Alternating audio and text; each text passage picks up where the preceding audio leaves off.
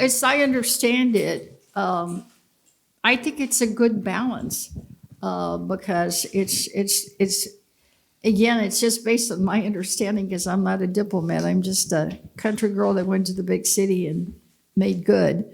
But it seems to be a good balance that you've got a vision, you've got a strategy in terms of the direction that you're getting from the king, but yet there's a parliament that is responsible to the people and that you get input from the people. So to me, that's a good balance.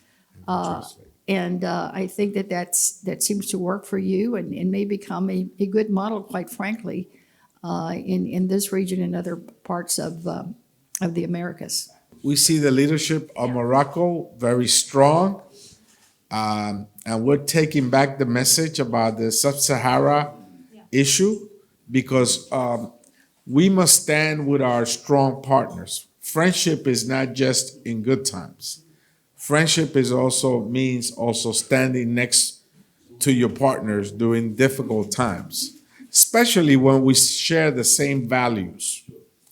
And we see that we share similar values with Morocco, and we will be taking back the message to the House of Representatives that we must stand with Morocco with regards to the Sub-Sahara issue, and that we must continue to support your efforts to uphold our values of democracy, family, investment in the economy, and empowering women. I represent New York's 13th district. It has in it the iconic neighborhoods of Harlem, El Barrio, Washington Heights, and the Bronx.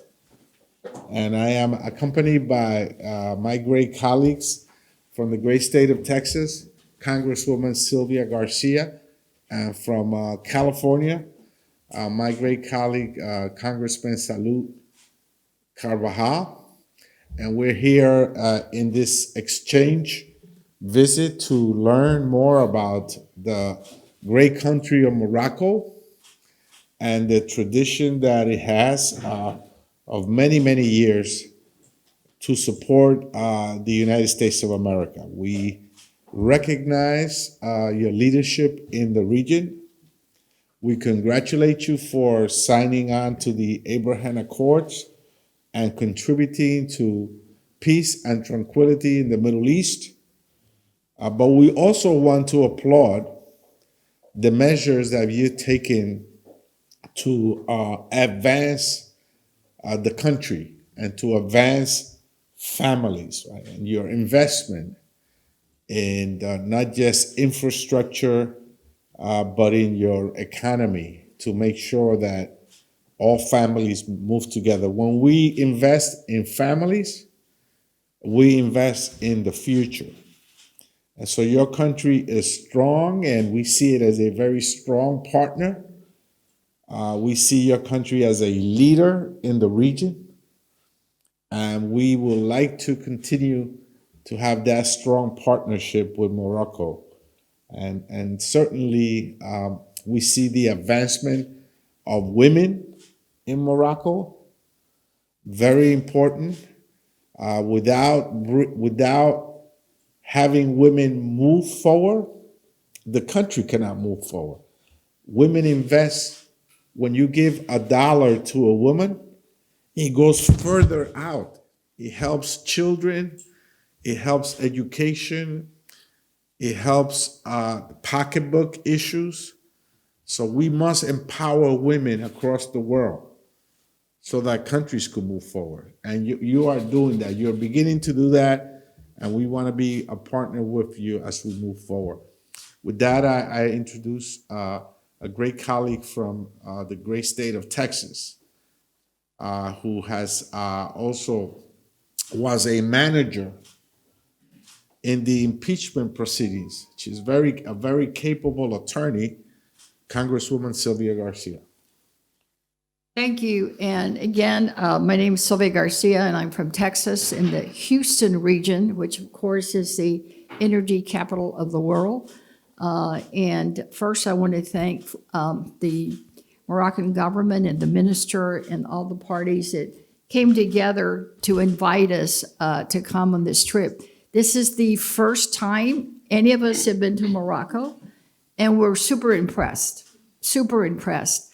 For me, the first thing that was so striking was that it's so green.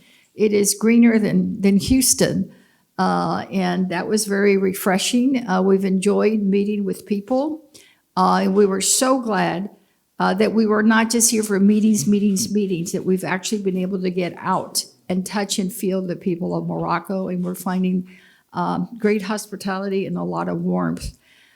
Thirdly, I think it's just important to recognize that we're here symbolically as members of the Congressional Hispanic Caucus, which is the Latinos of the United States of America.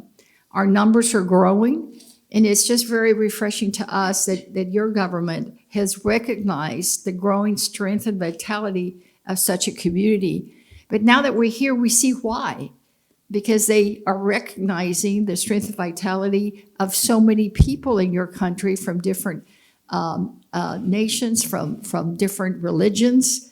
And we are thoroughly impressed with the investment in people, in human capital, because we're also all Democrats. And we believe in people over politics, invested in people first. So we're finding a lot of shared values and shared visions. So we will continue to work to build on our relationship with Morocco, and we hope to work together with you as you become the model in this region for an economy that is stable, that is safe, secure, and resilient. So we look forward to continuing a very strong relationship with Morocco. With that, I yield to my colleague from California. Morocco is a beautiful country. It's great. This is the first time, as my two colleagues, being in your country. And it's been great appreciating the people, the culture, and its history. I really appreciate the partnership that we, the United States, has had with Morocco, economically, militarily, security, and the ongoing challenge of climate change.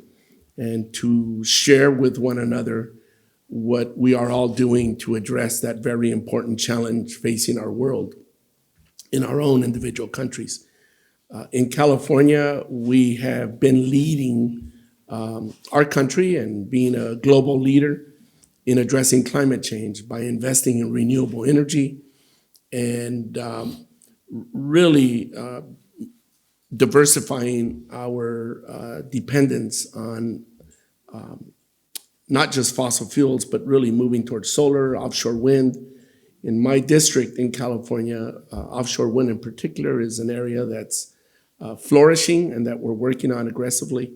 So again, it's a real privilege to be here with you all, to learn about the reforms that Morocco has made that continue to grow your stability, grow